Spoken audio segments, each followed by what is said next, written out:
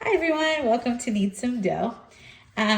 So this week I was working on a file that got flagged and had to get sent up to management for review because the underwriter that was reviewing the file looked at it and said, something doesn't sit so right with me. It didn't pass the sniff test.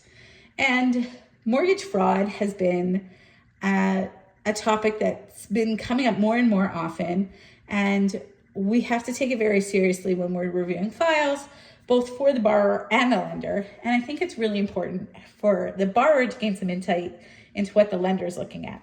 So I wanted to take today to just go through some typical red flags that, while they might not mean your application won't get approved, will definitely mean the lender will be taking a closer look and be asking for further documentation. So let's go through just some basics.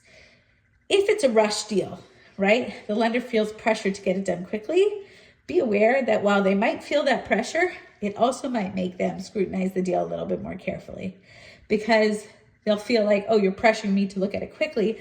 You're going to want me not to do my due diligence. Maybe there's a reason for that. Okay, so that's one factor. The next is if there's any alerts on your credit bureau, that's going to make them to take another look as well. And they're going to be on the lookout for like any sort of fraud because of that. Obviously, we know income is a factor that lenders are scrutinizing very carefully when it comes to mortgage applications as well. So anything that looks unrealistic, let's say your letter of employment and your pay stub shows some discrepancies, that could be a factor as well. And then something I wanted to highlight as well is on the MLS. If there's like an as is or a handyman clause on there, that could be a red flag as well. When it comes to signed offers, lenders will also look askance if there's not the typical conditions, amendments, waivers.